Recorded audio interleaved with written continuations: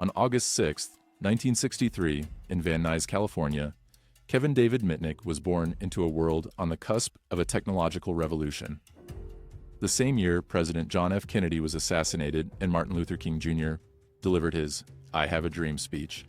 A child was born who would grow up to become one of the most notorious computer criminals in American history, earning him the distinction of being placed on the FBI's most wanted list, the first hacker ever to achieve such infamy. Kevin was the son of Alan Mitnick, a record promoter and general contractor, and Shelley Mitnick, maiden name Jaffe, a waitress. Growing up in the San Fernando Valley during the late 1960s and early 1970s, young Kevin was immersed in an era when technology was rapidly evolving from science fiction fantasy to everyday reality. The Apollo moon landings had captured the world's imagination, pocket calculators were becoming commercially available, and the first primitive computer networks were beginning to connect universities and research institutions across the United States. Kevin spent much of his youth tinkering with the latest tech, gathering with fellow phone freaks over pizza to talk about their latest discoveries and exploits. This was no ordinary childhood fascination with gadgets. Even as a pre-teenager, Kevin displayed an insatiable curiosity about how electronic systems worked, and more importantly, how they could be made to work differently than their designers intended. At age 12, Mitnick used social engineering to bypass the punch card system used in the Los Angeles bus system. After a friendly bus driver told him where he could buy his own bus driver punch, Kevin discovered he could ride the entire Los Angeles Metropolitan Transportation Authority system for free. This wasn't merely a case of fare evasion, it was Kevin's first documented example of what would become his signature technique: social engineering, the art of manipulating people into divulging information or performing actions that compromise security systems. The bus system hack was remarkable, not for its technical sophistication. There was none, but for the methodology it revealed.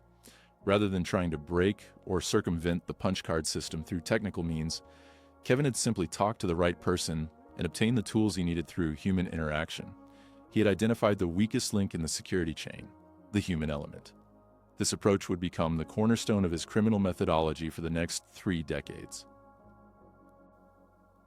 As Kevin entered his teenage years in the mid-1970s, he discovered the underground community of phone freaks, a loosely organized group of technology enthusiasts who had learned to manipulate the telephone system for free long-distance calls and exploration of the vast, hidden infrastructure that connected the world's communications networks. The phone freaking community represented one of the first genuine subcultures of the digital age, predating personal computers, the internet, and virtually every aspect of what we now recognize as cyberspace. The phone freaks had made a startling discovery. The telephone system, despite its apparent complexity and security, was vulnerable to manipulation through audio signals. By generating specific tones, precise frequencies that mimicked the control signals used by telephone switching equipment, they could trick the system into providing free services. The most famous of these was the 2,600 Hz tone that could be produced by a small plastic whistle found in boxes of Captain Crunch cereal, a discovery made by a legendary phone freak named Joe Ingressia, who was blind and possessed perfect pitch. But Kevin Mitnick was different from other phone freaks. While most were content to make free long-distance calls or explore the hidden reaches of the telephone network out of curiosity, Kevin was developing a more systematic and ambitious approach. He wasn't just interested in beating the system, he wanted to understand it completely, master it, and ultimately control it. Kevin's first serious brush with the law came in 1981, when he was just 17 years old. In 1981, Mitnick, then 17, was put on probation for stealing manuals to Pacific Bell's Cosmos computer system, which was used for record-keeping, service, and other essential telephone company functions. The computer system for mainframe operations, Cosmos, was Pacific Bell's central nervous system, a sophisticated computer network that managed customer records, billing information, service orders, and the complex routing of telephone calls across Southern California. In 1981, 17-year-old Kevin and a friend hacked a computer system for mainframe operations, Cosmos, exchange belonging to Pacific Bell, in Los Angeles. Once inside the system, he diverted the lines and intercepted all calls going through the exchange. Subscribers quickly started to complain about disrupted service, which led to Pacific Bell's investigation and Kevin's eventual arrest. The Cosmos hack was far more than a teenage prank. He persistently targeted Pacific Bell in its Cosmos system, infiltrating the system's database and pilfering sensitive data from multiple subscribers. His unauthorized access extended to billing records, passwords, gateway combinations, and even a comprehensive system manual. This wasn't random mischief, it was systematic intelligence gathering on a scale that prefigured the sophisticated corporate espionage techniques that would characterize advanced persistent threat attacks decades later. What made Kevin's approach particularly dangerous was his combination of technical skill and social engineering prowess. Rather than relying solely on technical vulnerabilities, he had learned to manipulate Pacific Bell employees into providing him with access credentials, system documentation, and insider information about network architecture and security procedures. He would call Pacific Bell's technical support lines, impersonate employees from other departments, and gradually extract sensitive information through carefully crafted conversations that aroused no suspicion. The stolen Cosmos manuals represented a treasure trove of intelligence about Pacific Bell's operations. These weren't public documents or marketing materials. They were detailed technical specifications, system administrator guides, and internal procedures that revealed exactly how the telephone company's most critical systems operated. In the wrong hands, this information could be used to disrupt communications across an entire metropolitan area, steal customer information, or commit massive billing fraud. Mitnick and his associates were apprehended, leading to their arrest and subsequent conviction. The compromised passwords and manuals not only jeopardized the confidentiality of sensitive information, but also posed potential risks to the functionality of the entire phone system. The 1981 conviction marked Kevin Mitnick's formal entry into the criminal justice system, but it also represented something much more significant: the moment when corporate America and law enforcement agencies first encountered a new type of criminal threat. Traditional criminals broke into buildings, stole physical objects, and operated within the familiar paradigms of conventional crime. Kevin Mitnick represented something entirely different: a criminal who could inflict massive damage and steal valuable information without ever leaving his bedroom, using nothing more than a telephone and intimate knowledge of how complex systems operated. Kevin received probation for the Cosmos incident, a relatively lenient sentence that reflected both his age and the fact that the legal system had virtually no precedent for dealing with computer crimes. The Federal Computer Fraud and Abuse Act wouldn't be enacted until 1984, and most prosecutors, judges, and law enforcement officers had little understanding of computer technology or the potential damage that could be inflicted through unauthorized computer access. He served 6 months in jail in 1983 for breaking into computers at the University of Southern California. This second conviction demonstrated that Kevin's 1981 probation had failed to deter his hacking activities. Instead of learning to work within legal boundaries, he had expanded his operations to include academic institutions, which often had primitive security systems and valuable research data. The University of Southern California hack revealed Kevin's evolving methodology. Universities in the early 1980s were among the few institutions with sophisticated computer networks, largely because they were part of ARPANET, the Defense Department-funded network that would eventually evolve into the Internet. By targeting USC, Kevin was positioning himself at the cutting edge of computer networking technology, gaining access to systems and information that were years ahead of what was available in the commercial sector. Kevin's criminal activities during this period weren't motivated by financial gain in any conventional sense. He wasn't selling stolen information, extorting money from victims, or using his computer access to commit traditional fraud. Instead, he appeared to be driven by an insatiable curiosity about how systems worked and an almost compulsive need to prove that he could penetrate any security system, no matter how sophisticated or well protected. This psychological profile would become crucial to understanding Kevin Mitnick's criminal career. Unlike most criminals, who are motivated by money, power, or other tangible benefits, Kevin seemed to be addicted to the intellectual challenge of hacking itself. For Kevin Mitnick, perhaps the greatest social engineer who ever lived, hacking was an obsession. Even though it ruined his marriage, landed him in scary correction facilities, and almost cost him his sanity in solitary confinement, Mitnick wasn't able to shake the disease that compelled him to keep breaking into more and more communication systems. In 1987, he was arrested for hacking into the computers of a Santa Cruz software publisher and sentenced at that time to 3 years probation. The Santa Cruz case marked another escalation in Kevin's criminal activities. Software companies in the 1980s were the repositories of some of the most valuable intellectual property in the emerging technology industry. Source code, development tools, and unreleased software products represented millions of dollars in research and development investment. By 1987, Kevin Mitnick had established a clear pattern of criminal behavior that would define the next phase of his career. He was systematically targeting different sectors of the technology industry, telecommunications companies, universities, and software publishers, apparently conducting a comprehensive survey of American computer security practices. Each successful intrusion provided him with new information, new techniques, and new targets for future attacks.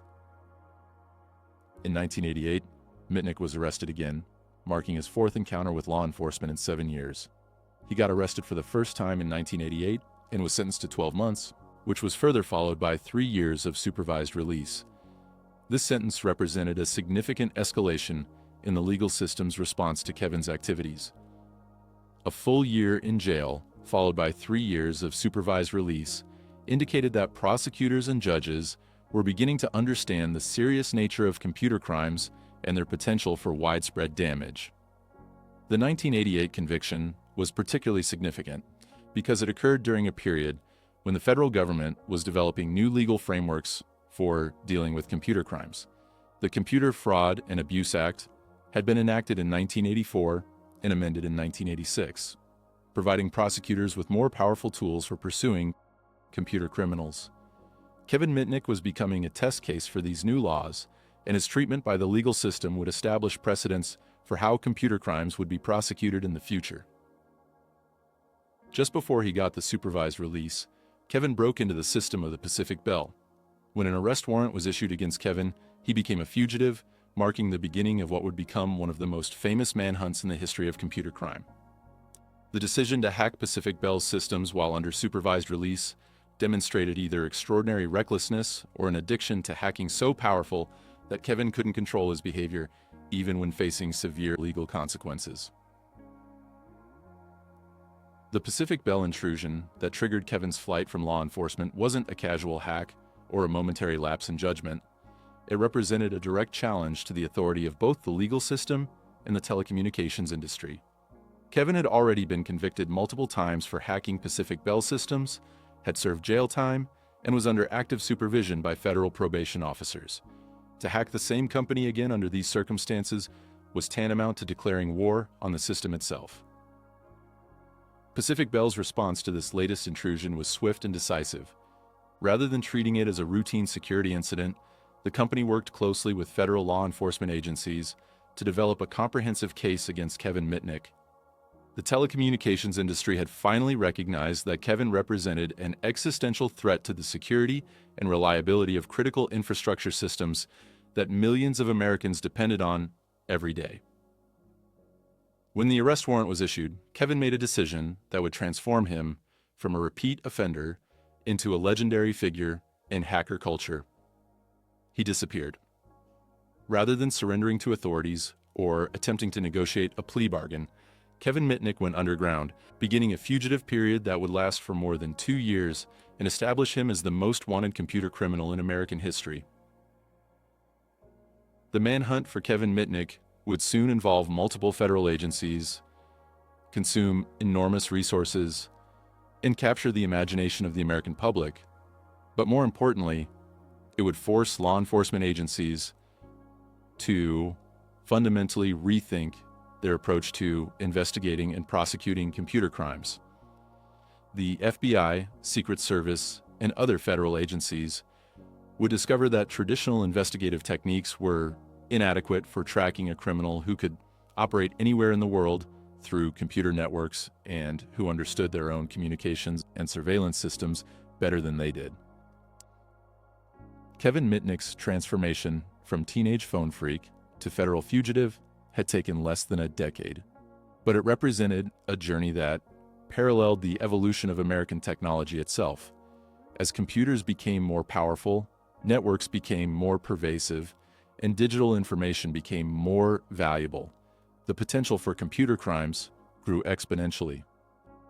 Kevin Mitnick wasn't just a criminal, he was a harbinger of a new type of threat that would challenge law enforcement, corporate security, and national security for decades to come. The stage was now set for the most dramatic phase of Kevin Mitnick's criminal career. As he disappeared into the digital underground in the late 1980s, he was no longer just a hacker with an impressive track record of successful intrusions. He had become something far more dangerous, a master of both technology and human psychology. Equipped with years of experience in penetrating the most sophisticated security systems in America, and now operating with the desperation and cunning of a man who had nothing left to lose. The hunt for Kevin Mitnick was about to begin, and it would rewrite the playbook for computer crime investigation forever. Kevin's fugitive period began in earnest around 1992, when federal authorities intensified their efforts to locate and arrest him. During this time, he adopted multiple false identities, traveled extensively across the United States, and continued his hacking activities while evading one of the most intensive manhunts in the history of computer crime. The FBI had placed Kevin on their most wanted list, making him the first computer hacker to achieve this dubious distinction. A man who is said to be able to launch a nuclear war by whistling on the phone. This description, while obviously hyperbolic, reflected the almost mythical status that Kevin Mitnick had achieved in popular culture during his fugitive years. Media reports often exaggerated his capabilities, suggesting that he possessed almost supernatural powers over computer and communication systems. These exaggerations would later become a source of controversy, with critics arguing that law enforcement agencies had deliberately promoted Kevin's legendary status to justify the enormous resources being devoted to his capture. The reality of Kevin's capabilities was both more mundane and more sophisticated than the media mythology suggested. He wasn't capable of launching nuclear weapons by whistling into a telephone, but he had developed an unparalleled understanding of telecommunication systems, computer networks, and social engineering techniques that made him extraordinarily dangerous in the hands-on manipulation of critical infrastructure systems. During his fugitive period, Kevin continued to refine and expand his hacking techniques. He had learned to combine traditional computer intrusion methods with sophisticated social engineering attacks that exploited human psychology rather than technical vulnerabilities. A typical Kevin Mitnick attack might begin with extensive research into a target organization, including the identification of key personnel, organizational structure, internal procedures, and technical infrastructure. He would then initiate contact with employees through carefully crafted telephone calls, impersonating colleagues, vendors, or technical support personnel to extract passwords, system information, or physical access credentials. Kevin's social engineering skills had evolved to an almost artistic level. He understood that most people wanted to be helpful and would provide information if approached by someone who seemed to have legitimate authority or need.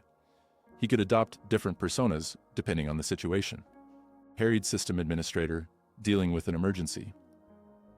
A new employee who needed help getting access to systems, or a vendor providing technical support.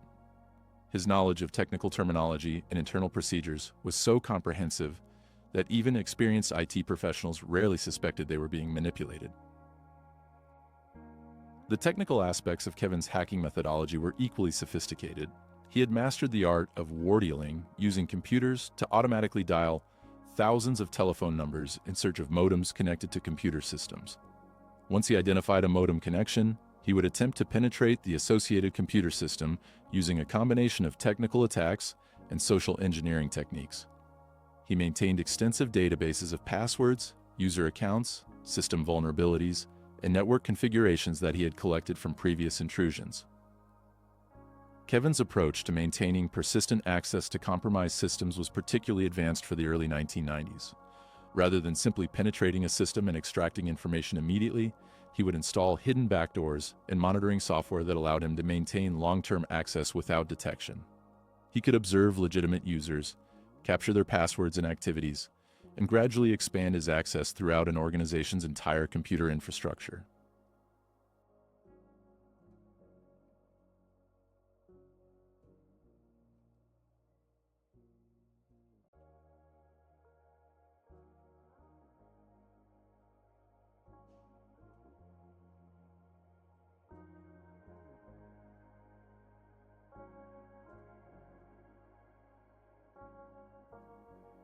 The scale of Kevin's operations during his fugitive years was staggering.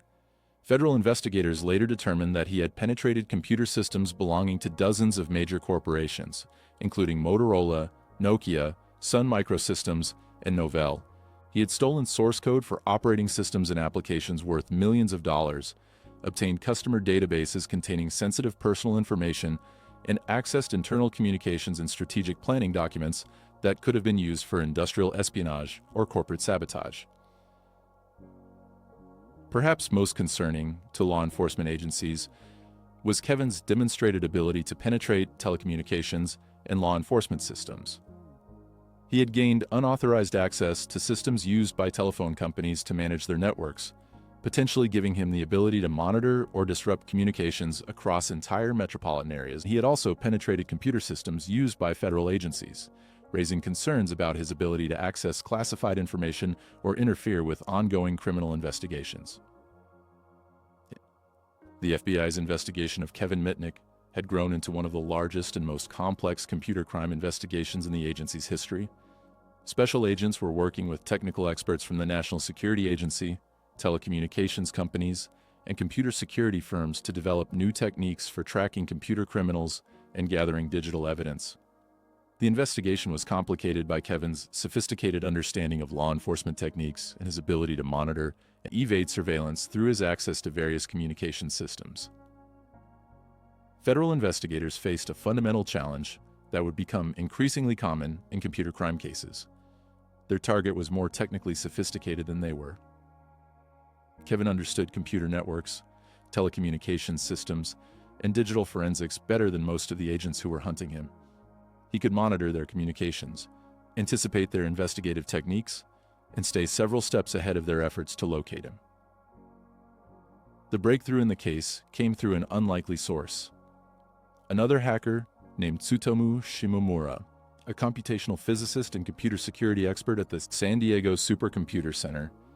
In December 1994, Kevin made what would prove to be a fatal error. He penetrated Shimomura's personal computer systems and stole sensitive files. Unlike Kevin's previous victims, Shimomura possessed both the technical expertise and the personal motivation to fight back. Shimomura's response to Kevin's intrusion was swift and sophisticated. Rather than simply reporting the incident to law enforcement, he launched his own investigation using advanced network monitoring techniques to track Kevin's activities across the internet. Shimomura had access to cutting-edge technology and academic resources that allowed him to develop new methods for tracing computer intrusions and identifying their sources. The collaboration between Shimomura and federal investigators represented a new model for computer crime investigation. For the first time, law enforcement agencies were working closely with technical experts who possessed skills and knowledge that exceeded those of the criminals they were pursuing. This partnership would establish precedents for future cybercrime investigations and lead to the development of specialized law enforcement units dedicated to computer crimes. The technical cat and mouse game between Kevin Mitnick and Tsutomu Shimomura played out over several weeks in early 1995, with each participant using increasingly sophisticated techniques to outmaneuver the other. Kevin, realizing that he was being actively pursued by someone with advanced technical capabilities, attempted to cover his tracks and eliminate evidence of his activities.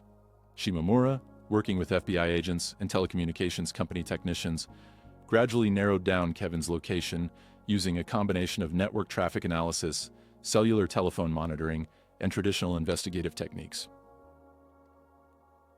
The final phase of the manhunt demonstrated the evolution of law enforcement's approach to computer crime investigation.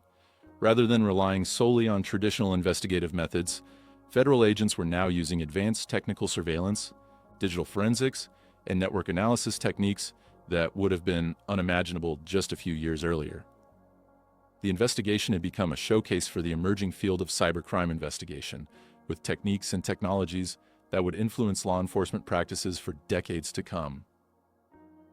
After a well-publicized pursuit, the Federal Bureau of Investigation arrested Mitnick on February 15, 1995, at his apartment in Raleigh, North Carolina, on federal offenses.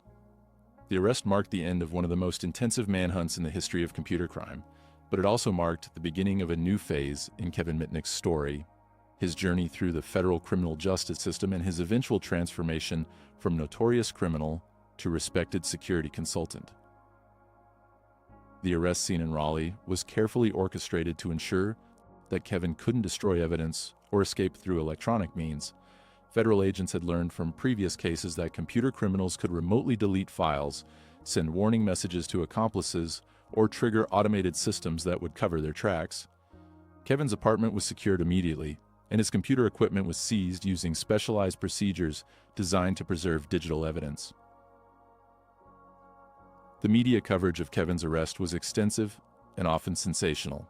News reports described him as a master hacker who had penetrated dozens of corporate and government computer systems, stolen millions of dollars worth of software and information, and evaded federal authorities for years while continuing his criminal activities.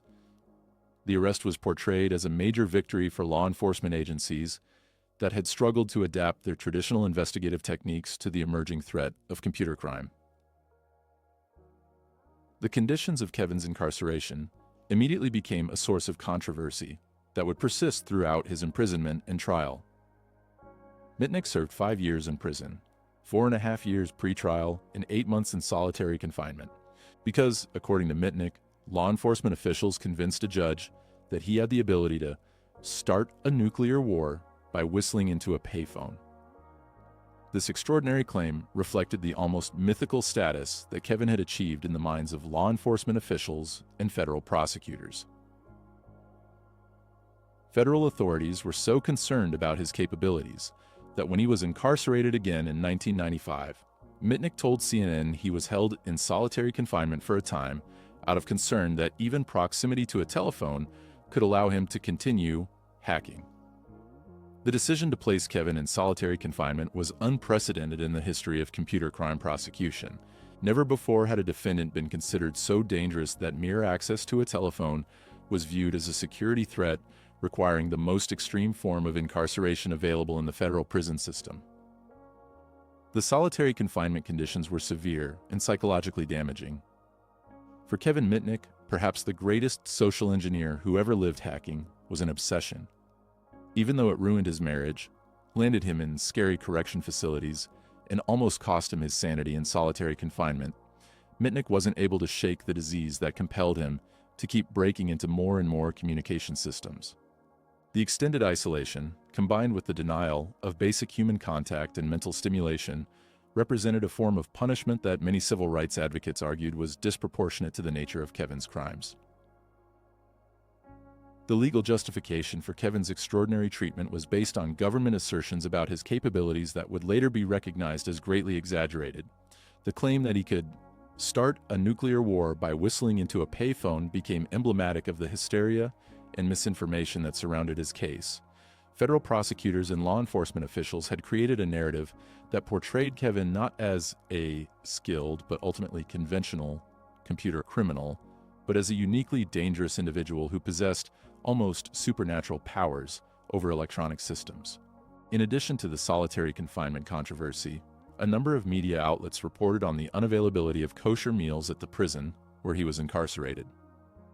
This might seem like a minor issue compared to the larger questions about his treatment, but it reflected a broader pattern of the prison system's failure to accommodate Kevin's basic needs and rights.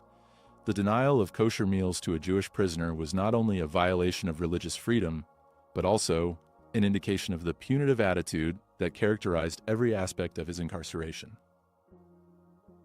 Kevin's treatment during his pre-trial detention raised serious questions about the constitutional rights of computer crime defendants and the appropriate balance between security concerns and human rights. Civil liberties organizations, legal scholars, and computer industry professionals began to rally around Kevin's case, arguing that the government's treatment of him set dangerous precedents for how technology-related crimes would be prosecuted in the future. The Free Kevin movement began to emerge during this period, combining elements of digital rights, activism, civil liberties advocacy, and countercultural resistance to government authority. The movement attracted supporters from across the political spectrum, including libertarians who opposed government overreach, technologists who understood that Kevin's alleged capabilities had been grossly exaggerated, and civil rights activists who were concerned about the precedent being set for pre-trial detention conditions. The movement gained momentum through online organizing, street protests, and media campaigns that challenged the government's narrative about Kevin's dangerousness. Supporters wore Free Kevin t-shirts, distributed flyers at technology conferences, and maintained websites that tracked his case and advocated for his release. The movement represented one of the first examples of digital age activism, using the same computer networks and communication technologies that Kevin himself had mastered to organize resistance to his prosecution. The legal proceedings against Kevin were complicated by the unprecedented nature of many of his alleged crimes and the technical complexity of the evidence against him. Federal prosecutors faced the challenge of explaining sophisticated computer intrusion techniques to judges and juries who had little understanding of technology. They needed to demonstrate not only that Kevin had committed specific criminal acts, but also that those acts caused the substantial damages that would justify the severe sentences they were seeking. The prosecution's case was built around allegations that Kevin had penetrated computer systems belonging to dozens of major corporations and government agencies, stealing software, customer information, and proprietary data worth millions of dollars. They alleged that he had used sophisticated social engineering techniques to manipulate employees into providing access credentials, that he had installed hidden monitoring software to maintain persistent access to compromised systems, and that he had attempted to cover his tracks by deleting log files and other evidence of his activities. Kevin's defense team faced the equally daunting challenge of countering the government's narrative while dealing with a client who had become a legendary figure in popular culture. They argued that the government had grossly exaggerated both Kevin's capabilities and the damages caused by his activities. They contended that much of what Kevin had done was exploration and intellectual challenge rather than criminal intent, and that the punitive conditions of his pre-trial detention violated his constitutional rights. The defense strategy was complicated by Kevin's own psychological profile and criminal history. He had been convicted multiple times for computer-related crimes, had violated the terms of his probation on several occasions, and had spent more than 2 years as a federal fugitive. While his supporters viewed him as a misunderstood genius who had been persecuted by an establishment that feared his technical abilities, prosecutors could point to a clear pattern of recidivism and contempt for legal authority. As the case moved through the federal court system, it became clear that Kevin's trial would establish important legal precedents for computer crime prosecution. The technical evidence was more complex than anything that had been presented in previous cybercrime cases. The alleged damages were larger, and the defendant's alleged capabilities were more sophisticated. The outcome would influence how similar cases would be prosecuted for years to come. The negotiation of a plea agreement became increasingly attractive to both sides as the case progressed. For Kevin, a plea bargain offered the possibility of ending his prolonged pre-trial detention and obtaining a definite sentence that might allow him to rebuild his life. For prosecutors, a plea agreement would avoid the risks and uncertainties of a complex technical trial while still achieving a substantial conviction and sentence. A month before Mitnick's trial was finally scheduled to begin on April 20th, 1999, he agreed to plead guilty to 5 of the 25 felony counts against him. The decision to accept a plea bargain marked the end of more than 4 years of legal proceedings and represented a compromise that neither side was entirely satisfied with, but that both sides could accept. As part of a plea bargain, Mitnick pleaded guilty in 1999 to 4 counts of wire fraud, 2 counts of computer fraud, and 1 count of illegally intercepting a wire communication. The specific charges reflected the core of the government's case against Kevin, that he had used wire communication systems, primarily telephone networks, to gain unauthorized access to computer systems, that he had committed fraud by obtaining services and information through deception, and that he had illegally intercepted electronic communications. The wire fraud charges were particularly significant because they allowed prosecutors to seek substantial sentences under federal guidelines that treated computer-related fraud as seriously as traditional financial crimes. The computer fraud charges established important precedents for how unauthorized computer access would be prosecuted under the Computer Fraud and Abuse Act and related federal statutes. The communications interception charge reflected Kevin's sophisticated techniques for monitoring network traffic and intercepting electronic communications. U.S. District Judge Mariana Falzer sentenced Mitnick to 46 months in federal prison plus 22 months for violating the terms of his earlier probation. The total sentence of 68 months, approximately 5 years and 8 months, was substantial, but less than the maximum penalties Kevin could have faced if convicted on all original charges.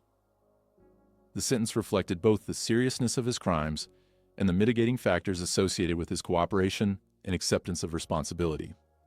Judge Falzer's sentencing decision was carefully crafted to balance multiple considerations: the need to punish Kevin for his crimes, the goal of deterring similar conduct by other computer criminals, the requirement to protect the public from future crimes, and the recognition that Kevin's case involved unique circumstances that had never been addressed in previous computer crime prosecutions.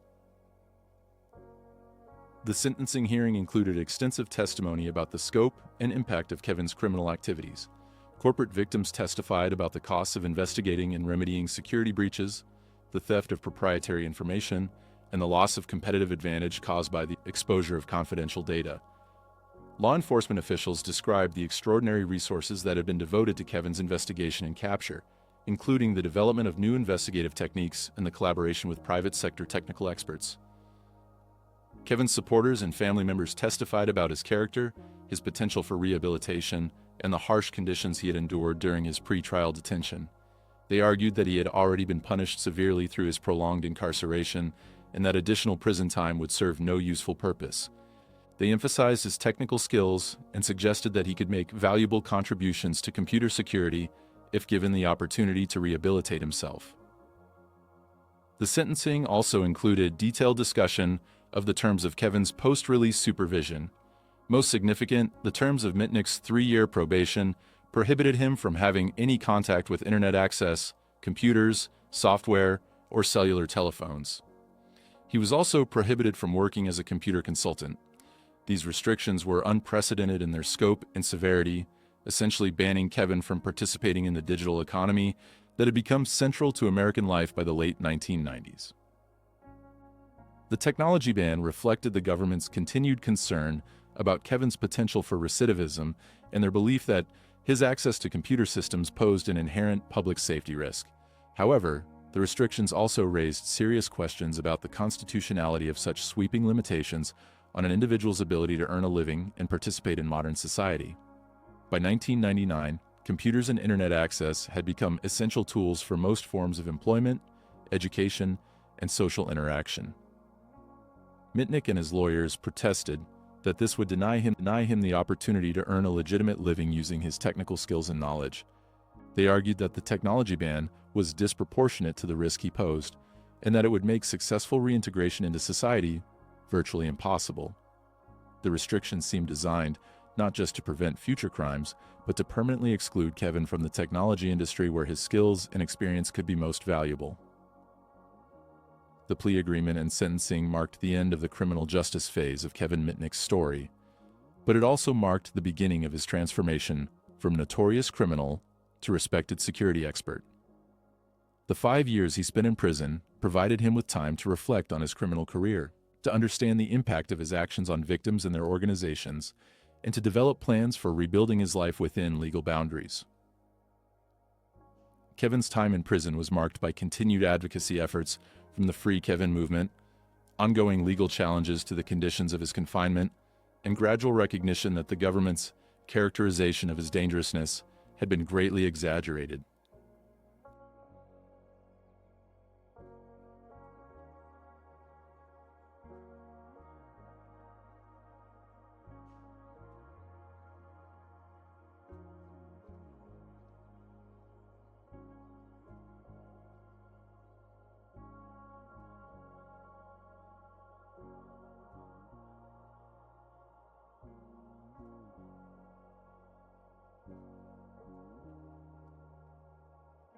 As the technology industry continued to evolve during his incarceration, it became increasingly clear that Kevin's skills and knowledge could be valuable assets for improving computer security, rather than threats that needed to be contained. Mitnick was released on January 21, 2000, after serving approximately 5 years in federal prison. His release came at a time when the technology industry was experiencing unprecedented growth, the internet had become a mainstream communication medium, and cybersecurity was emerging as a critical concern for businesses and government agencies. The timing of his release positioned him to play a unique role in the development of the cybersecurity industry. During his supervised release, which ended on January 21, 2003, he was initially forbidden to use any computers or internet access, maintaining the technology ban that had been imposed as part of his original sentence. This restriction forced Kevin to rebuild his life and career without direct access to the technology that had defined his identity for more than 2 decades. The challenge was formidable. How could someone with Kevin's background and skills contribute to society while being legally prohibited from using the tools of his expertise? The answer came through creative adaptation and gradual legal challenges to the scope of his restrictions. Kevin began working as a consultant and speaker, sharing his knowledge of social engineering and security vulnerabilities through presentations, interviews, and collaboration with security professionals who could handle the technical implementation of his ideas. He became an advocate for improved security practices, using his unique perspective as a former criminal to identify vulnerabilities that conventional security experts might overlook. The transformation from criminal to consultant was gradual but profound. Kevin's first major step toward rehabilitation came through his collaboration with journalist and author William L. Simon on a series of books that would establish him as a legitimate authority on computer security. The writing process forced Kevin to articulate his knowledge in ways that could benefit rather than exploit organizations, transforming his criminal expertise into educational and preventive resources. In 2002, Kevin co-authored The Art of Deception: Controlling the Human Element of Security with William L. Simon.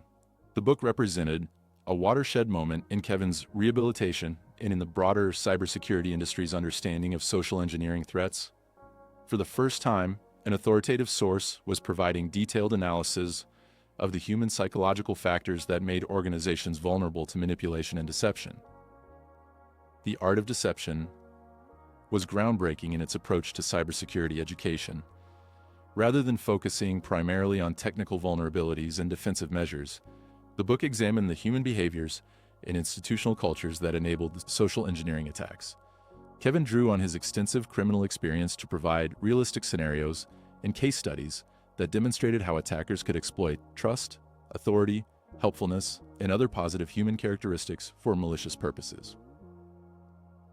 The book's reception demonstrated that there was enormous demand for Kevin's unique perspective on security threats. Corporate security professionals, government agencies, and academic institutions recognized that Kevin's insights could help them identify and address vulnerabilities that traditional security approaches had failed to anticipate. The success of The Art of Deception established Kevin as a credible voice in the cybersecurity community and provided him with a legitimate platform for sharing his expertise. In 2005, Kevin followed up with The Art of Intrusion: The Real Stories Behind the Exploits of Hackers, Intruders, Deceivers, also co-authored with William L. Simon. The second book expanded on the themes of the first, providing additional case studies and analysis of how various types of attackers had successfully penetrated organizational security systems. The book emphasized that effective security required understanding not just technical threats, but the full spectrum of attack methodologies that combined technical and social engineering techniques. The success of Kevin's books coincided with his gradual reintegration into the technology industry. As his supervised release period progressed and the technology ban restrictions were gradually relaxed, Kevin began working more directly with organizations to assess and improve their security posture. His approach to security consulting was unique in the industry. Rather than simply identifying technical vulnerabilities, he could provide comprehensive analysis of how attackers might combine technical exploits with social engineering to achieve their objectives. On January 21, 2003, Kevin's supervised release period officially ended, and the technology restrictions that had been imposed as part of his sentence were lifted. For the first time in more than 8 years, counting his fugitive period, imprisonment, and supervised release, Kevin was legally free to use computers and internet access without restriction. The lifting of these restrictions marked the beginning of the most productive and successful phase of his career. Kevin immediately established Mitnick Security Consulting, a firm dedicated to helping organizations identify and address security vulnerabilities through comprehensive penetration testing and social engineering assessment. The company's approach was revolutionary in the cybersecurity industry. Rather than simply running automated vulnerability scans or conducting traditional penetration tests, Kevin's team would attempt to replicate the full range of attack methodologies that real criminals might use against an organization. Mitnick Security Consulting's methodology combined technical penetration testing with sophisticated social engineering attacks designed to test both technological and human security systems. Kevin's team would attempt to gain unauthorized access to client organizations through telephone calls, email messages, physical intrusion, and other techniques that mirrored the approaches used by actual attackers. The goal was not simply to identify security weaknesses, but to demonstrate the real-world impact that those weaknesses could have if exploited by malicious actors. The company's success was immediate and dramatic. Kevin's reputation and unique background generated enormous demand for his services from Fortune 500 companies, government agencies, and other organizations that recognize the value of security testing conducted by someone who understood attackers' mindsets and methodologies. Within a few years, Mitnick Security Consulting had become one of the most respected and successful cybersecurity firms in the industry. Kevin's approach to security consulting emphasized education and improvement rather than simple vulnerability identification. His reports didn't just list security weaknesses, they provided detailed analysis of how those weaknesses could be exploited, what the potential impact of successful attacks might be, and specific recommendations for improving security posture. More importantly, Kevin worked closely with client organizations to help them implement cultural and procedural changes that would make them less vulnerable to social engineering attacks. The transformation of Kevin's public image during this period was remarkable. Media coverage that had once portrayed him as a dangerous criminal mastermind began to focus on his contributions to improving cybersecurity and his role as an educator and consultant. Major news outlets, technology publications, and industry conferences began featuring Kevin as an expert commentator on cybersecurity issues rather than as a notorious criminal. In 2011, Kevin published his autobiography, Ghost in the Wires: My Adventures as the World's Most Wanted Hacker, co-authored with William L. Simon and featuring a foreword by Apple co-founder Steve Wozniak. The book provided Kevin's own account of his criminal career, his experiences as a federal fugitive, his treatment by the legal system, and his transformation into a legitimate security consultant. Ghost in the Wires was both a personal memoir and a detailed technical account of sophisticated computer intrusion techniques. Kevin provided unprecedented insight into his criminal methodology, his psychological motivations, and the impact that his activities had on victims and their organizations. The book was notable for its balanced approach. Kevin took responsibility for his criminal actions while also challenging some of the myths and exaggerations that had surrounded his case. The book's reception demonstrated the complete transformation of Kevin's public image and professional reputation.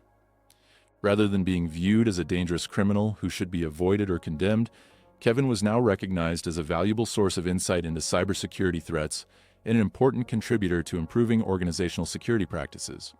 Major technology industry figures, including Steve Wozniak, publicly endorsed Kevin's work and acknowledged the value of his contributions to cybersecurity education.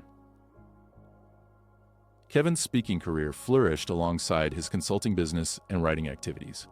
He became a sought-after keynote speaker at technology conferences, corporate events, and government symposiums, commanding substantial fees for presentations that combined technical education with compelling personal narrative.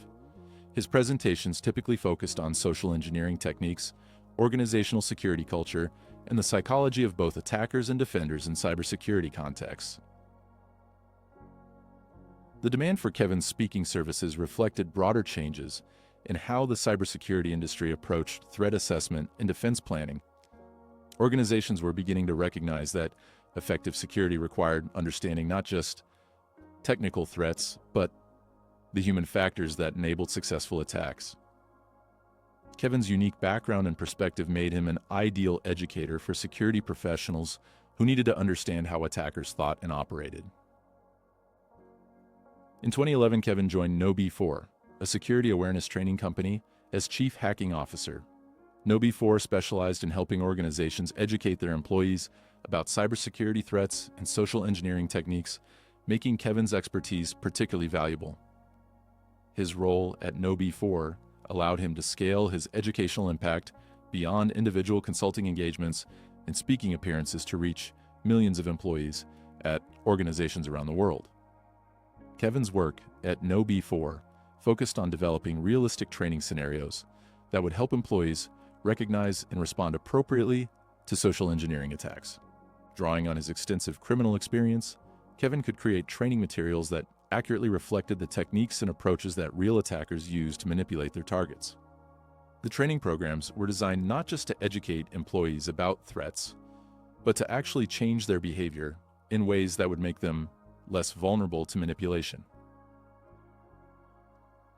The success of Kevin's work at KnowBe4 demonstrated the broader transformation of the cybersecurity industry's approach to human factors in security. Rather than viewing employees primarily as security liabilities who needed to be controlled and monitored, organizations were beginning to recognize that well-educated and security-conscious employees could be among their most valuable security assets. Kevin's training programs helped organizations develop security cultures that empowered employees to contribute actively to organizational security rather than simply avoiding security-related responsibilities. Throughout his legitimate career, Kevin maintained his focus on social engineering as both a primary threat vector and a key component of comprehensive security assessment.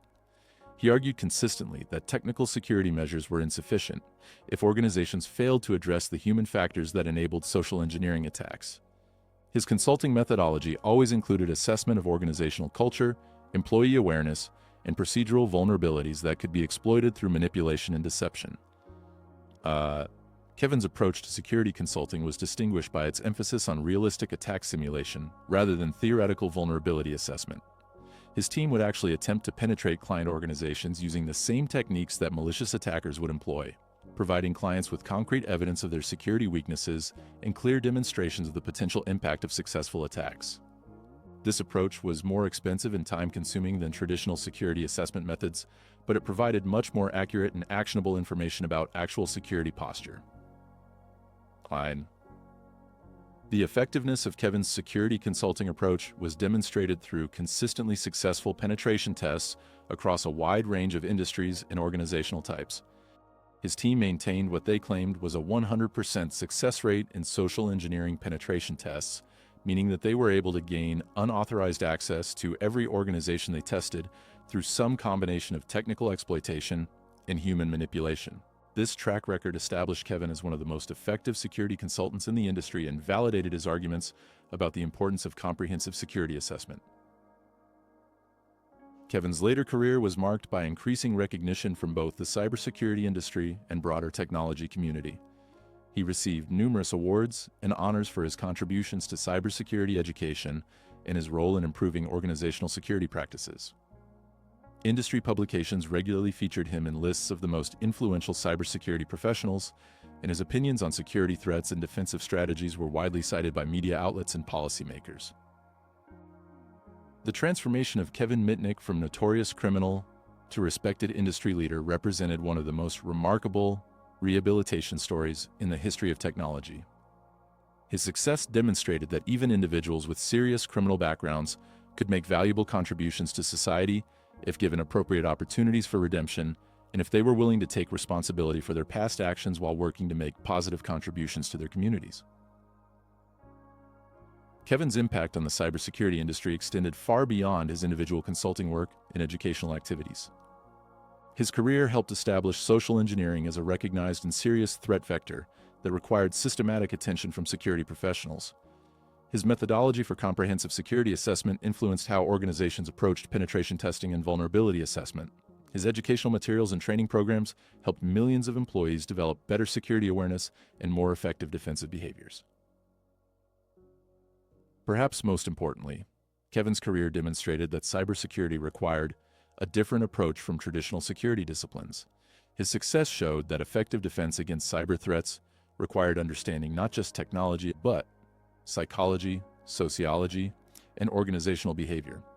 His work helped establish cybersecurity as a multidisciplinary field that drew on insights from engineering, psychology, criminology, and other domains.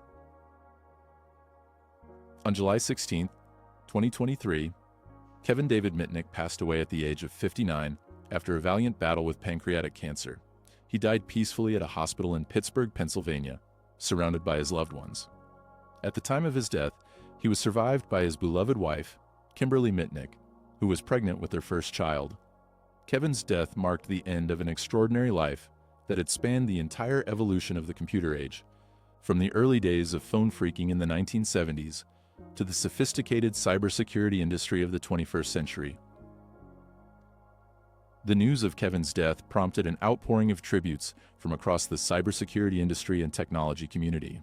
Colleagues, competitors, former adversaries, and beneficiaries of his educational work all acknowledged his unique contributions to improving cybersecurity practices and his role in transforming how organizations approached security threats. The tributes emphasized not just his technical expertise and innovative methodology, but his personal transformation and his commitment to using his knowledge and experience to help others rather than exploit them.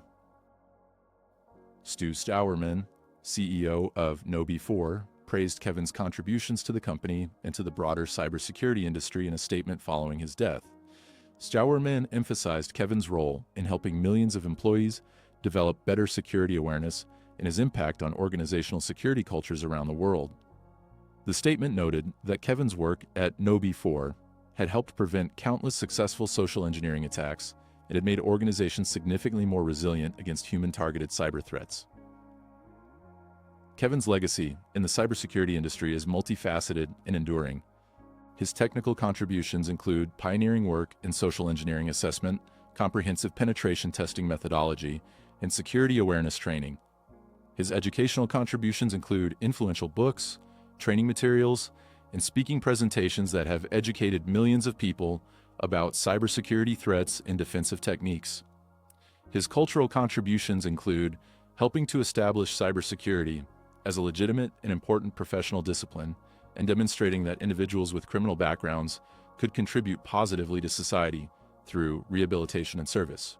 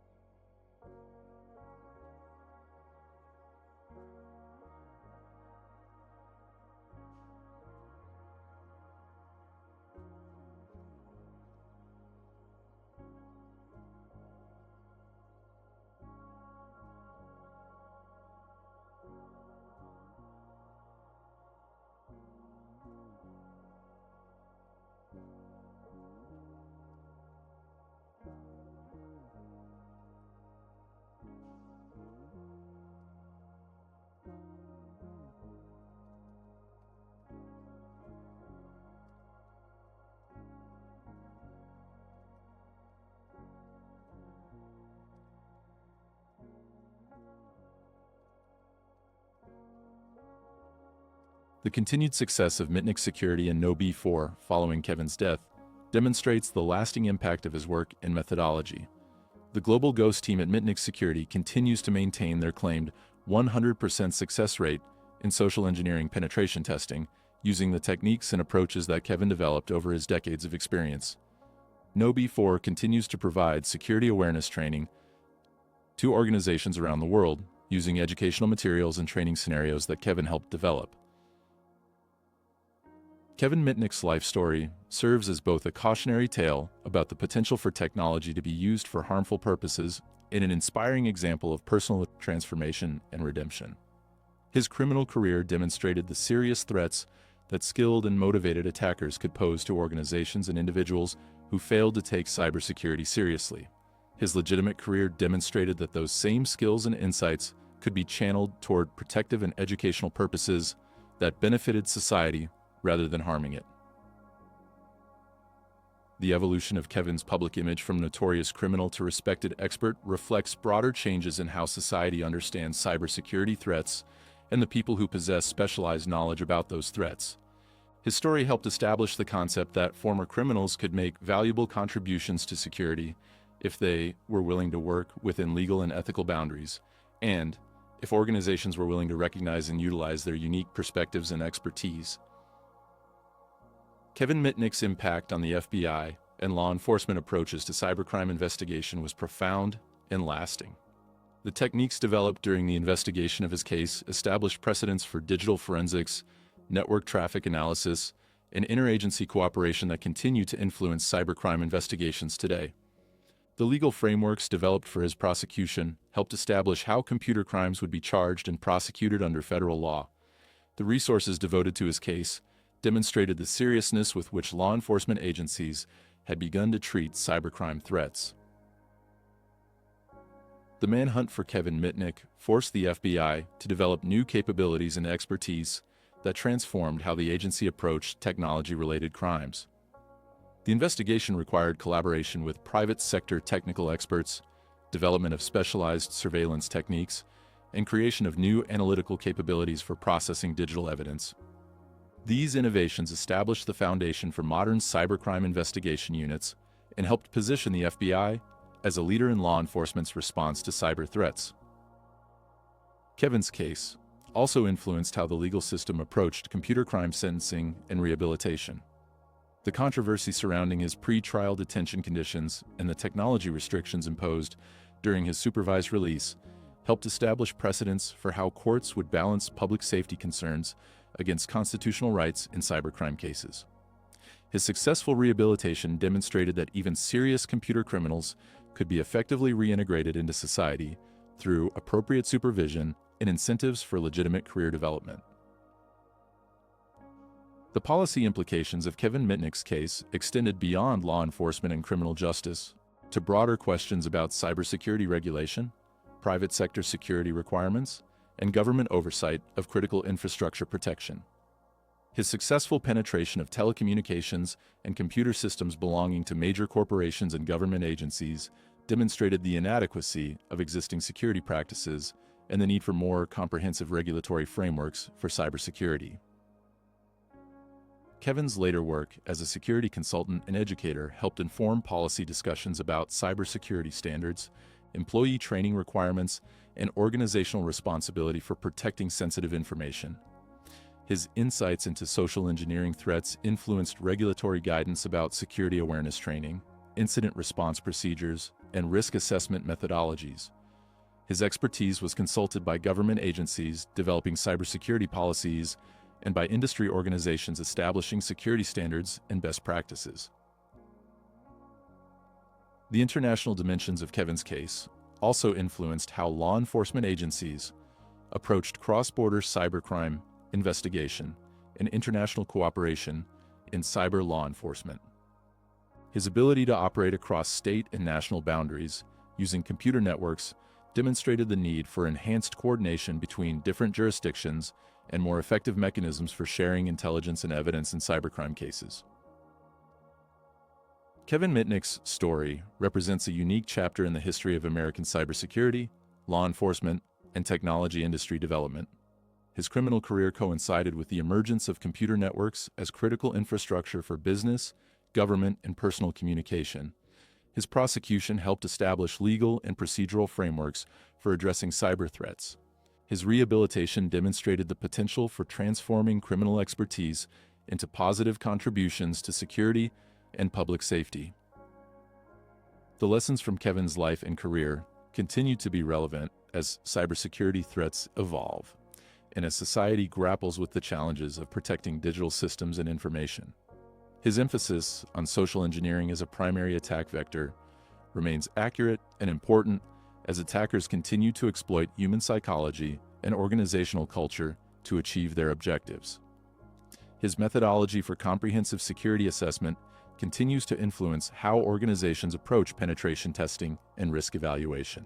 So, Kevin Mitnick's transformation from America's most wanted hacker to respected cybersecurity expert represents both a personal triumph over adversity and a broader demonstration of society's capacity for rehabilitation and redemption.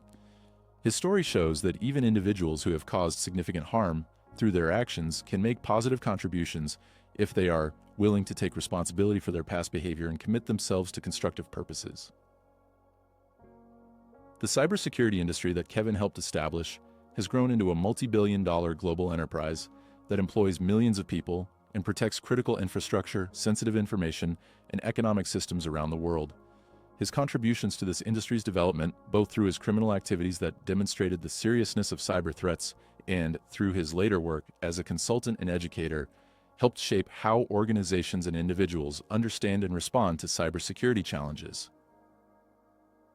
As the digital age continues to evolve, and as new technologies create new opportunities for both beneficial applications and malicious exploitation, Kevin Mitnick's legacy serves as a reminder of both the potential dangers and the potential benefits of human expertise in cybersecurity. His life story demonstrates that the same knowledge and skills that can be used to cause harm can also be channeled toward protective and educational purposes that benefit society as a whole. The man who once made the FBI rewrite its cyber playbook ultimately helped countless organizations rewrite their own security playbooks, transforming from a threat to be contained into a resource to be consulted. In doing so, Kevin Mitnick became not just a cautionary tale about the dangers of cybercrime, but an inspiring example of personal transformation and the positive impact that reformed expertise can have on protecting our increasingly digital world. However, to truly understand the magnitude of Kevin Mitnick's impact on cybersecurity and law enforcement, we must delve deeper into the specific incidents, technical details, and corporate victims that made his case so unprecedented. The broad strokes of his story only hint at the sophisticated methodologies, the extensive damage, and the revolutionary investigative techniques that his criminal career necessitated. During his most active period as a fugitive from 1992 to 1995, Kevin didn't simply commit random acts of computer intrusion. He executed a systematic campaign of corporate espionage and infrastructure penetration that revealed fundamental vulnerabilities in how America's largest technology companies protected their most valuable assets. He hacked Los Angeles, Motorola, Nokia, Sun Microsystems, and Fujitsu Siemens before finally being caught by the FBI. But these brief mentions in historical accounts barely scratch the surface of the technical sophistication and potential national security implications of his activities. The Motorola MicroTac Ultralight incident represents perhaps the most audacious and technically sophisticated hack of Kevin's criminal career. While on the run from the feds, Kevin Mitnick stole the source code of the Motorola MicroTac Ultralight, the most advanced cell phone at the time, with a few phone calls. And this wasn't merely corporate espionage. It was industrial intelligence gathering that could have had devastating implications for American telecommunications security and corporate competitiveness. In 1992, Kevin Mitnick gained notoriety as one of the most infamous hackers in the United States. He was among America's most sought-after criminals, leading him to live life on the run. Under a fake name, Mitnick tried to evade government surveillance. Mitnick wanted to buy an awesome phone called Motorola MicroTac Ultralight. It's the iPhone 15 of the 1990s. But Kevin's interest in the MicroTac Ultralight wasn't simply consumer desire. It was operational necessity, combined with intellectual curiosity that would lead to one of the most brazen corporate espionage operations in technology history. The MicroTac Ultralight represented the cutting edge of mobile communications technology in 1992. Weighing just 7.7 ounces, It was the lightest cellular phone ever manufactured and incorporated advanced digital signal processing, sophisticated encryption capabilities, and proprietary networking protocols that Motorola had spent millions of dollars developing. For a fugitive like Kevin, who needed to maintain sophisticated communications while avoiding law enforcement surveillance, the MicroTac Ultralight offered capabilities that could mean the difference between freedom and capture. But Kevin's approach to obtaining the phone's technical specifications revealed the methodology that made him so dangerous. Rather than attempting to reverse engineer the hardware or find technical documentation through conventional channels, Kevin decided to social engineer his way directly to the source code, the most closely guarded intellectual property that Motorola possessed. The operation began with extensive reconnaissance of Motorola's corporate structure, personnel directories, and internal procedures. Kevin spent weeks studying the company's organizational chart, identifying key personnel in the MicroTac development program, understanding reporting relationships, and mapping the internal communication systems that connected Motorola's various facilities. This preliminary intelligence gathering phase was as thorough as any corporate espionage operation conducted by professional intelligence services. Kevin's social engineering attack on Motorola unfolded over several weeks and involved multiple phases of escalating access and trust building. He began by placing telephone calls to Motorola's general reception systems, using carefully crafted pretexts to extract information about internal phone numbers, departmental structures, and key personnel names. He posed as a new employee who needed help navigating the company's systems, a vendor requiring technical specifications for compatibility testing, and a contractor working on behalf of other Motorola divisions. The brilliance of Kevin's approach lay in his understanding that large corporations like Motorola operated through complex webs of interdepartmental relationships, subcontractor arrangements, and temporary personnel assignments that made it difficult for any individual employee to verify the legitimacy of every request for information or assistance. Kevin exploited this complexity by creating elaborate backstories that were detailed enough to seem legitimate, but obscure enough that verification would be difficult or time-consuming. One particularly sophisticated element of Kevin's Motorola operation involved his manipulation of the company's internal voicemail and electronic messaging systems. He gained unauthorized access to several Motorola employees' voicemail accounts, allowing him to monitor their communications, understand their daily routines and responsibilities, and gather intelligence about ongoing projects and internal procedures. This intelligence gathering provided him with the detailed insider knowledge he needed to make his social engineering attacks more credible and effective. Kevin's technical approach to penetrating Motorola's computer systems combined traditional hacking techniques with cutting-edge methods that were years ahead of what most security professionals understood at the time. He used a combination of warding to identify modem connections, password cracking to gain initial system access, privilege escalation techniques to expand his access within compromised systems, and sophisticated log cleaning procedures to cover his tracks and avoid detection. The warding component of Kevin's Motorola attack was particularly extensive and systematic. Using automated dialing equipment, he systematically called thousands of phone numbers in the ranges used by Motorola facilities, listening for the distinctive tones that indicated modem connections to computer systems. Once he identified a modem connection, he would attempt to determine what type of computer system it was connected to, what login procedures it used, and what level of access might be available. Kevin's password cracking techniques combined automated dictionary attacks with sophisticated social engineering intelligence. Rather than simply trying common passwords or random character combinations, Kevin used information he had gathered about specific Motorola employees to generate targeted password lists that included personal information, company terminology, and variations on themes that were likely to be used by technical personnel. The privilege escalation phase of Kevin's Motorola penetration revealed his deep understanding of computer operating systems and network architecture. Once he gained initial access to a Motorola system, he would systematically explore its configuration, identify other systems it was connected to, look for shared file systems or network resources, and attempt to expand his access throughout Motorola's corporate network infrastructure. Perhaps most impressively, Kevin demonstrated sophisticated log cleaning and anti-forensics techniques that were far ahead of what most corporate security teams were prepared to detect or investigate. He understood how system logs were generated, where they were stored, how they could be modified or deleted, and what traces of his activities might remain in various system components. His log cleaning procedures were so thorough that Motorola's security team was initially unaware that their systems had been compromised. The technical sophistication of Kevin's approach was matched by the audacity of his ultimate objective, obtaining the complete source code for the MicroTAC Ultralight's operating system and communications protocols. This wasn't simply a matter of downloading a few files. The MicroTAC source code represented millions of lines of carefully crafted software that incorporated years of research and development, proprietary algorithms, and trade secrets that Motorola considered among its most valuable intellectual property. Kevin's successful extraction of the MicroTAC source code required him to navigate Motorola's internal software development systems, understand their version control procedures, identify the specific files and directories that contain the information he needed, and develop methods for transferring large amounts of data without triggering security alerts or consuming enough network bandwidth to be noticed by system administrators. The implications of Kevin's successful penetration of Motorola extended far beyond the theft of intellectual property.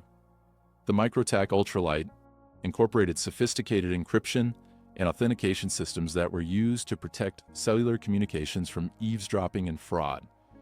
By obtaining the source code for these systems, Kevin had gained access to information that could potentially be used to defeat the security mechanisms that protected millions of cellular phone users from electronic surveillance and communications interception. Furthermore, Kevin's access to Motorola's software development systems provided him with detailed intelligence about the company's future product development plans, competitive strategies, and technical capabilities. This information could have been used for industrial espionage, competitive intelligence gathering, or even national security purposes if it had fallen into the hands of foreign intelligence services or hostile organizations. The Motorola incident also demonstrated Kevin's sophisticated understanding of corporate security psychology and organizational behavior. He understood that technology companies like Motorola were focused on innovation and product development rather than security and counterintelligence. Their corporate cultures emphasized collaboration, information sharing, and technical problem-solving characteristics that made them vulnerable to social engineering attacks by someone who understood how to exploit trust and helpfulness for malicious purposes. Kevin's successful penetration of Motorola's systems revealed fundamental weaknesses in how American technology companies approached cybersecurity in the early 1990s. Most corporate security programs were focused on physical security, personnel security, and protection against traditional forms of industrial espionage. Very few companies had developed comprehensive programs for protecting against sophisticated computer intrusion attacks, particularly those that combined technical exploitation with social engineering manipulation. The Nokia hack represented another dimension of Kevin's systematic approach to penetrating the telecommunications industry. Nokia, the Finnish telecommunications company that was rapidly emerging as a major player in the global cellular phone market, possessed different technologies and approaches than American companies like Motorola. By targeting both companies, Kevin was conducting what amounted to comprehensive intelligence gathering on the entire state of global telecommunications technology. Kevin's penetration of Nokia's systems was complicated by the company's international structure and the different legal and technical environments in which it operated. Unlike American companies, which were subject to U.S. laws and regulations, Nokia operated under European privacy and security standards that created different vulnerabilities and opportunities for unauthorized access. The technical challenges of penetrating Nokia's systems were also different from those Kevin encountered at American companies.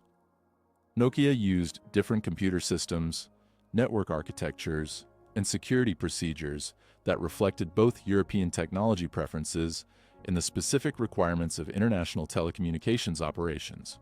Kevin's successful penetration of Nokia demonstrated his ability to adapt his techniques to different technical environments and corporate cultures. Kevin's Nokia operation also revealed his sophisticated understanding of the international telecommunications infrastructure that connected phone systems around the world. By gaining access to Nokia's systems, Kevin obtained intelligence about international communications protocols, network routing procedures, and security mechanisms that were used to protect communications between different countries and telecommunications providers. The Sun Microsystems hack demonstrated yet another dimension of Kevin's technical capabilities and strategic thinking. Sun Microsystems was one of the leading developers of computer workstations and network computing technologies that were becoming the foundation of the emerging internet infrastructure. The company's products were used by universities, research institutions, government agencies, and major corporations for mission-critical applications that required high performance and reliability. Kevin's penetration of Sun Microsystems was particularly significant because the company was at the forefront of developing network security technologies and distributed computing systems that would become essential components of internet infrastructure.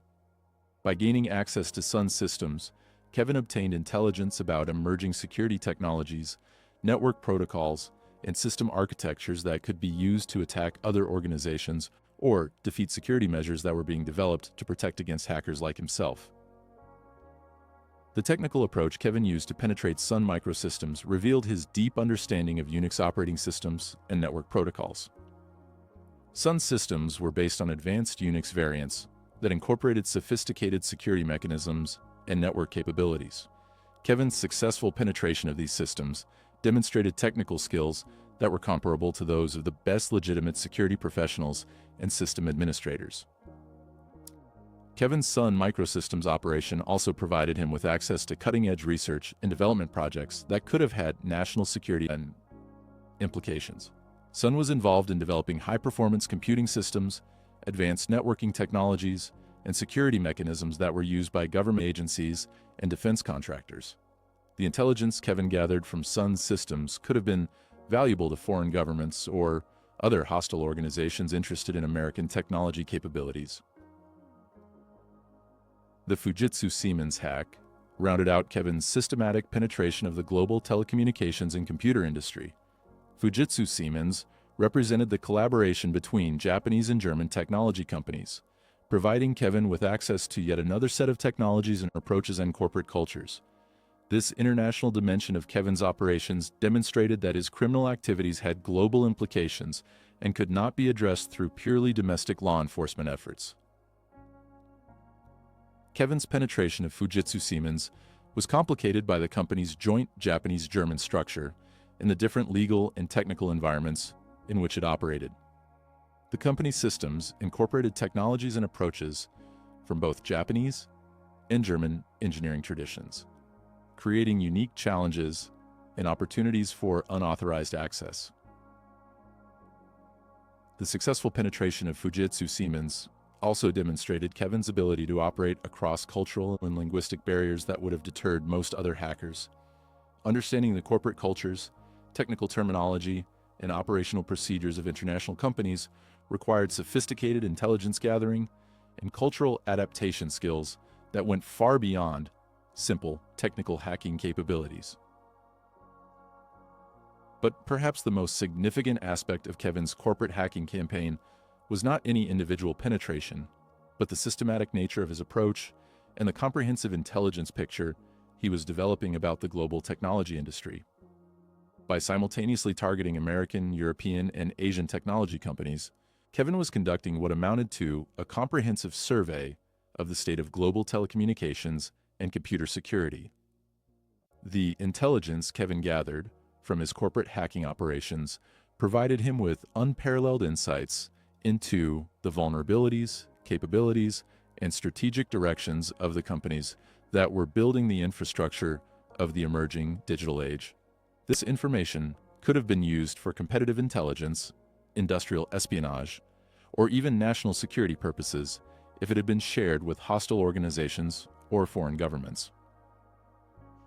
Kevin's corporate hacking operations also revealed fundamental weaknesses in how the technology industry approached security and counterintelligence. Most companies were focused on competing with each other and developing new products rather than protecting against sophisticated adversaries who understood both technical and human vulnerabilities.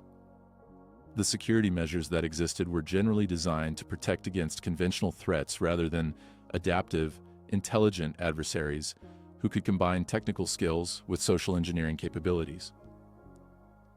The scope and sophistication of Kevin's corporate hacking operations forced law enforcement agencies and the technology industry to fundamentally reconsider their approaches to cybersecurity and industrial espionage. The traditional model of corporate security, which focused primarily on physical security and conventional industrial espionage, was clearly inadequate for protecting against adversaries who could penetrate computer systems remotely and extract valuable information without leaving any physical evidence of their activities. But Kevin's most fateful decision, the one that would ultimately lead to his capture, was his December 1994 attack on Tsutomu Shimomura's personal computer systems. Although Mitnick was not known for his technical skills, he employed an elegant and elementary technique on Christmas Day in 1994, taking advantage of the fact that Shimomura would be out of town to attack his home. This attack would prove to be the beginning of the end of Kevin's fugitive career, but it also represented one of the most technically sophisticated computer intrusions of the early internet era. Mitnick's mistake, it seems, was hacking into the computer of Tsutomu Shimomura in 1994. A computer security expert and white hat hacker himself, Shimomura had previously testified to Congress on issues connected with mobile phone technologies. On discovering that Shimomura had developed tools to exploit weaknesses in mobile phone systems, Mitnick focused his interest on Shimomura. The decision to target Shimomura wasn't random or impulsive.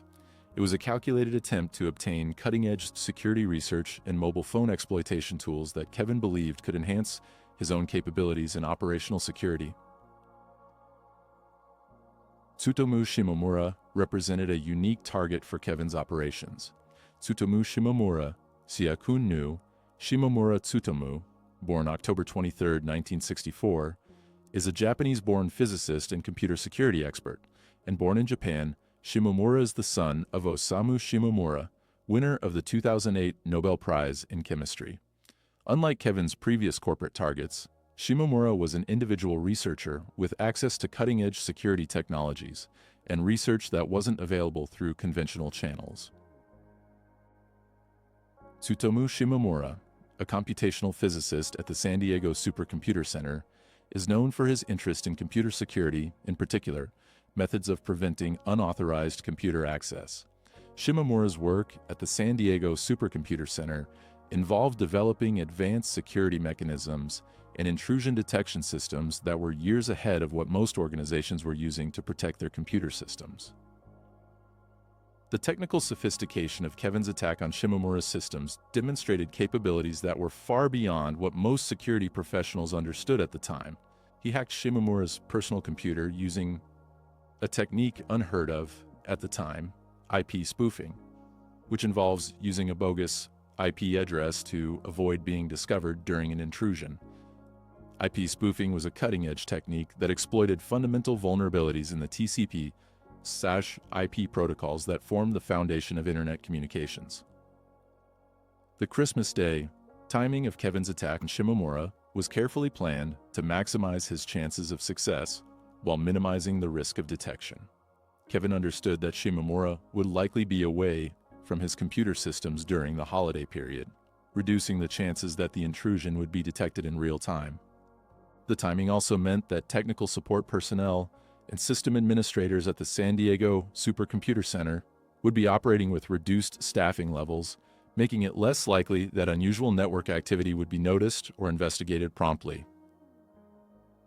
Kevin's technical approach to penetrating Shimomura's systems involved multiple phases of reconnaissance, vulnerability assessment, and exploitation that demonstrated the full sophistication of his methodology. The attack began with extensive network scanning and information gathering designed to map Shimomura's computer systems, identify potential vulnerabilities, and understand the network architecture that connected his systems to the broader internet. The reconnaissance phase of Kevin's attack involved systematic probing of the network infrastructure around Shimomura's systems.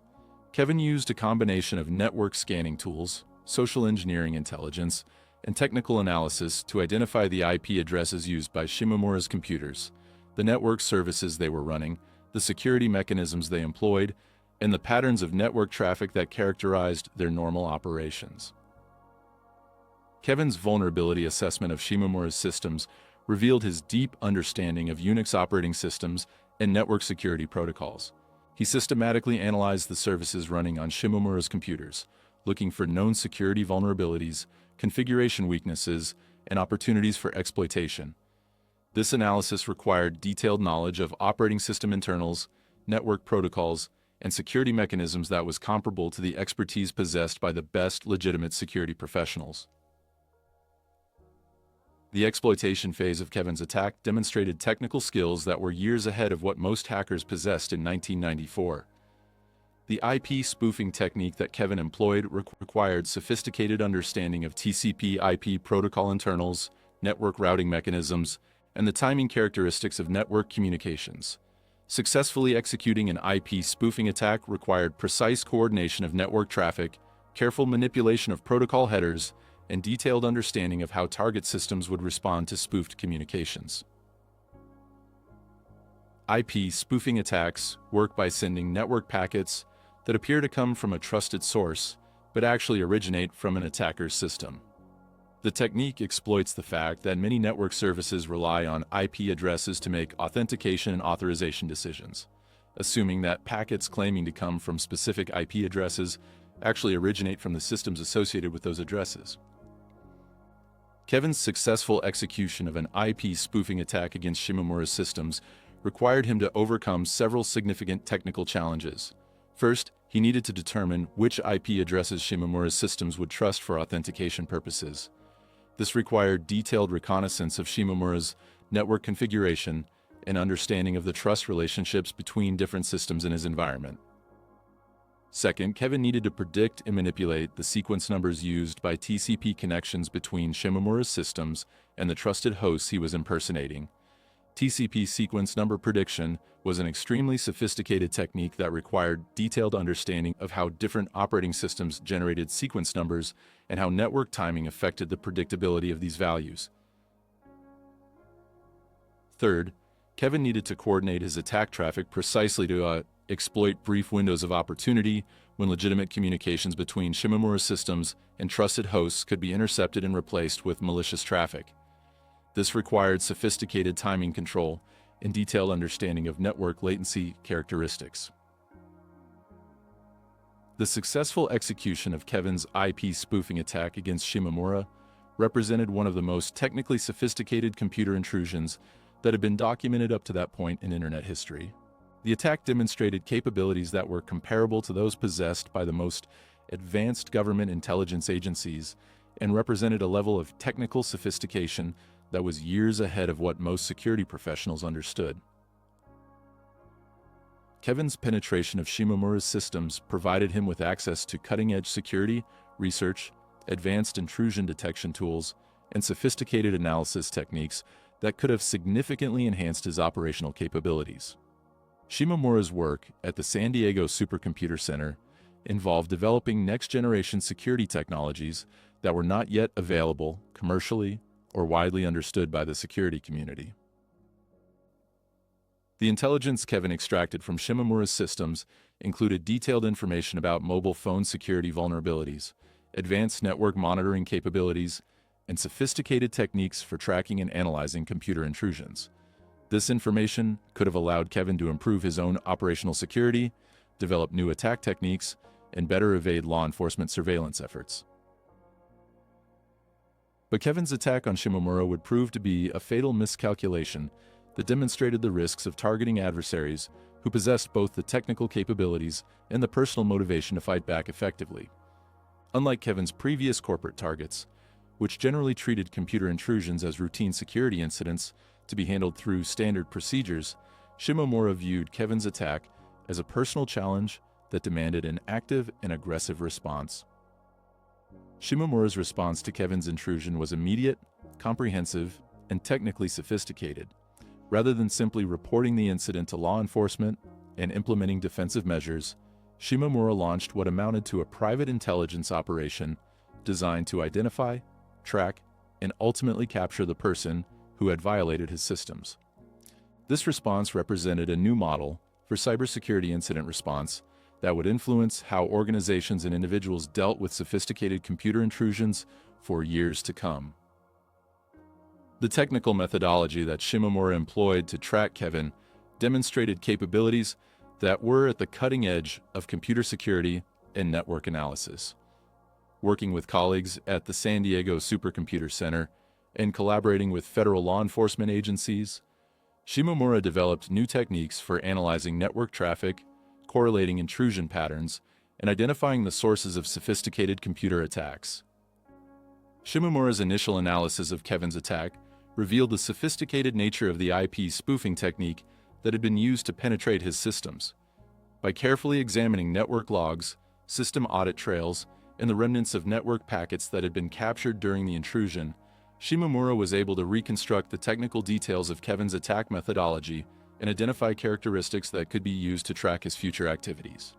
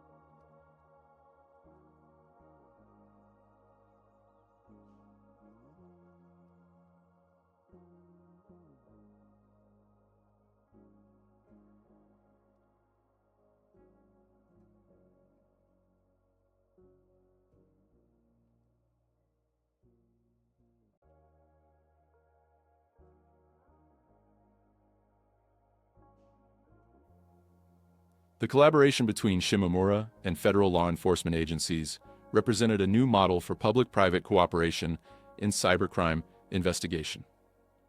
Traditional law enforcement agencies possess the legal authority and investigative resources needed to pursue computer criminals, but they often lacked the technical expertise needed to understand sophisticated computer intrusions and develop effective tracking strategies. Shimomura's expertise provided the technical capabilities that law enforcement needed, while federal agencies provided the legal framework and investigative resources that private individuals couldn't access.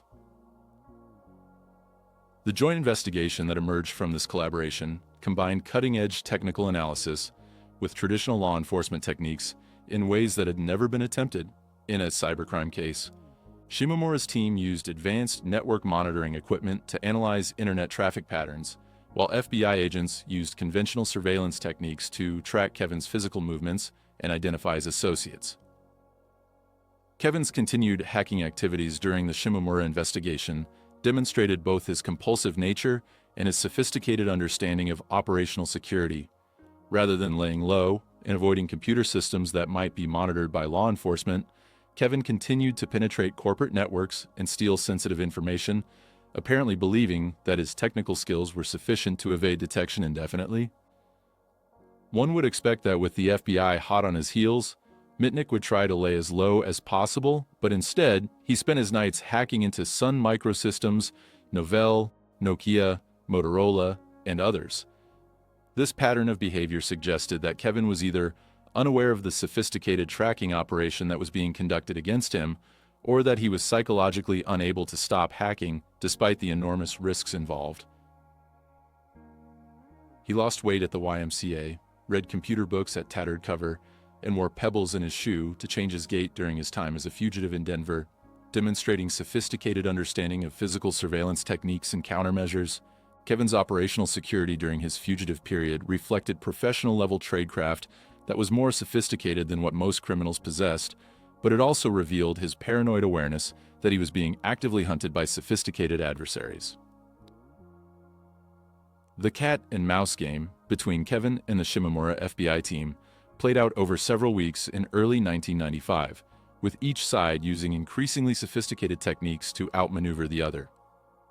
Kevin attempted to cover his tracks by using multiple false identities, frequently changing his location, and employing technical countermeasures designed to defeat network monitoring and traffic analysis. Meanwhile, Shimomura and his collaborators were developing new techniques for correlating network traffic patterns, identifying the sources of computer intrusions, and tracking the movements of sophisticated computer criminals across multiple jurisdictions and technical environments. The investigation represented one of the first examples of real-time cybercrime tracking using advanced technical analysis combined with traditional law enforcement methods. The breakthrough in the case came when Shimomura's team identified patterns in Kevin's network activities that suggested he was using cellular telephone modems to connect to computer systems. It became apparent that the calls came from a cellular telephone modem, a favorite tool of Mitnick's. Although the calls moved through a GTE local switching office, they actually were looping through a cellular phone switch. This discovery provided the crucial link between Kevin's electronic activities and his physical location that law enforcement needed to close in on him. The cellular telephone tracking phase of the investigation demonstrated the sophisticated technical capabilities that had been developed for the Kevin Mitnick case.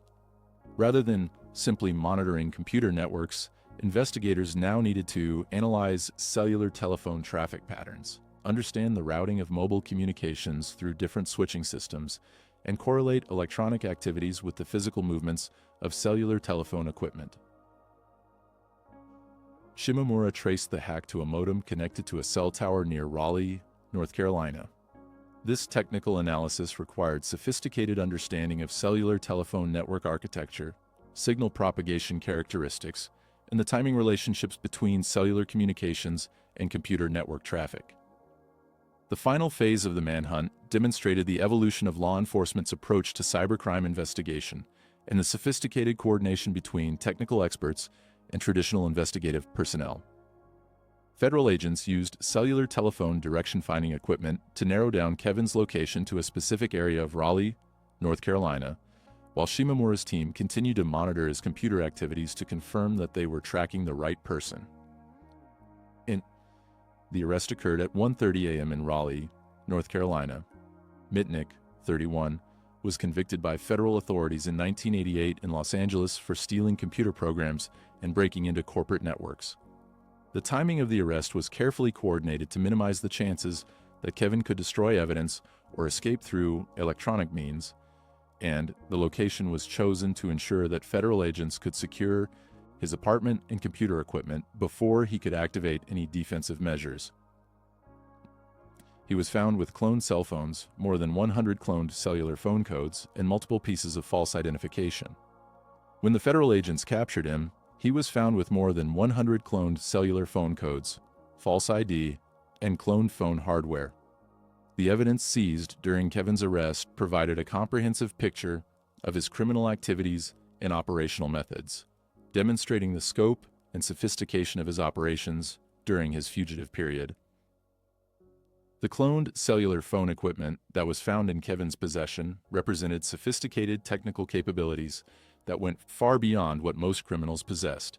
Cellular phone cloning required detailed understanding of mobile communications protocols, specialized equipment for intercepting and analyzing cellular signals, and sophisticated programming capabilities for modifying cellular phone hardware and software. The discovery of more than 100 cloned cellular phone codes indicated that Kevin had been conducting systematic intelligence gathering operations against cellular telephone networks, probably for the purpose of maintaining secure communications while evading law enforcement surveillance. Each cloned phone code represented a successful penetration of cellular network security systems and demonstrated Kevin's ability to operate sophisticated technical equipment under field conditions. The multiple pieces of false identification that were found in Kevin's possession revealed the extent of his preparations for maintaining his fugitive status and his sophisticated understanding of identity security.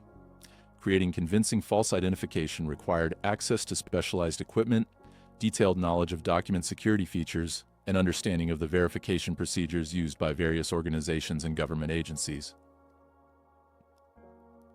But beyond the physical evidence, Kevin's arrest also revealed the psychological and social dimensions of his criminal career that had made him such a formidable adversary. During his fugitive period, Kevin had maintained an elaborate network of contacts, supporters, and associates who provided him with safe houses, financial support, and technical assistance. This network represented a sophisticated criminal organization that operated across multiple states and involved dozens of individuals who were willing to risk federal prosecution to help Kevin evade capture. The investigation of Kevin's support network revealed the extent to which computer hacking had evolved from an individual activity to a collaborative enterprise involving specialized roles, shared resources, and sophisticated coordination mechanisms. Kevin's associates included other hackers who provided technical expertise, individuals who helped create false identities and documentation, people who provided safe houses and communication services, and supporters who helped finance his operations. The scope of Kevin's criminal organization was unprecedented in the history of computer crime and demonstrated that cybercriminals were capable of developing sophisticated operational capabilities that rivaled those of traditional organized crime groups. The investigation of his support network would continue for months after his arrest and would result in additional prosecutions and convictions. Kevin's arrest also marked the beginning of an intense period of media coverage that would transform him from a notorious criminal into a cultural icon. The FBI described Mitnick as the nation's most wanted hacker, but others say Mitnick was never the threat the FBI and others made him out to be. This controversy over Kevin's actual capabilities and the threat he represented would persist throughout his trial, imprisonment, and rehabilitation, reflecting broader disagreements about how society should understand and respond to cybercrime threats. The media attention surrounding Kevin's case helped establish cybercrime as a major public concern and influenced how law enforcement agencies, policymakers, and the general public understood the threats posed by computer criminals. The sensational coverage of Kevin's activities, capabilities, and capture created a template for cybercrime reporting that emphasized the exotic, technical aspects of computer intrusions while sometimes overlooking the more mundane, criminal motivations and impacts involved. But the Kevin Mitnick investigation also revealed other dimensions of his criminal career that had received less attention during his fugitive period. Federal prosecutors alleged that Kevin had been involved in systematic corporate espionage operations that went far beyond the high-profile penetrations of companies like Motorola and Sun Microsystems. He hacked the networks of companies and government agencies, including the NSA and the FBI. These allegations, if true, suggested that Kevin's activities had national security implications that extended far beyond conventional computer crime. The possibility that Kevin had penetrated government agency computer systems, including those belonging to intelligence and law enforcement organizations, raised serious questions about the security of classified information and the vulnerability of critical government infrastructure to cyber attacks. Specifically, they claimed that he could potentially hack into NORAD, the North American Aerospace Defense Command, from a prison phone. The fear was that he might initiate a nuclear attack using this access, highlighting the scale of fear and general paranoia surrounding Mitnick's capabilities. While these more extreme claims about Kevin's capabilities would later be recognized as greatly exaggerated, they reflected the genuine concerns that government officials had about the potential for computer criminals to access and disrupt critical national infrastructure systems. The Kevin Mitnick case occurred during a period when government agencies were just beginning to understand the extent to which critical systems had become dependent on computer networks that were potentially vulnerable to attack. The investigation also revealed previously unknown details about Kevin's social engineering techniques and his ability to manipulate both technological and human systems for criminal purposes. Federal investigators discovered that Kevin had developed sophisticated methods for impersonating government officials, corporate executives, and technical personnel to gain access to sensitive information in computer systems. Kevin's social engineering operations involved detailed research into target organizations, careful development of credible personas and backstories, and sophisticated manipulation of trust relationships and authority structures within large organizations. These techniques were far more sophisticated than simple telephone fraud or impersonation schemes. They represented systematic psychological warfare against organizational security cultures.